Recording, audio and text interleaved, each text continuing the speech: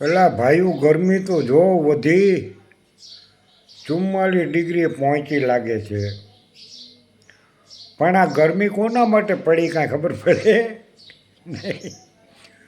જે લોકો એસીમાં રહે છે ને એ લોકો માટે ગરમી છે. બાકી ખેડૂત તો ખેતરમાં કામ કરે એને ગરમી ન લાગે. બોર્ડર ઉપર જવાનો એમને બેઠા તડકે એમને ગરમી ન લાગે.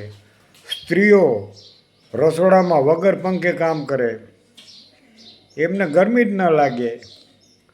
ફક્ત એર કન્ડિશનમાં રહેતા હોય ને એસી એસી એસી કહેવાય ને, એર કન્ડિશને કહેવાય.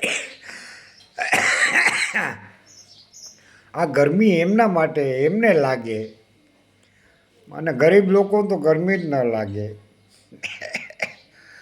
પણ ગરમી બહુ સારી હો. જેટલો તડકો પડે ને 44 45 ડિગ્રી 50 ડિગ્રી જેટલી પૂગ્યું એટલી વરસાદ સારો થાય. ગરમી બહુ પડે તડકા બહુ પડે તો વરસાદ સારો થાય અને બધાય માટે સારું. એસીમાં ન બેહાય. જેટલી સુવિધા વધી એટલી જ દુવિધા વધી.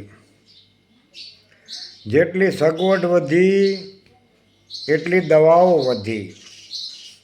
હાલો ઓમ નમો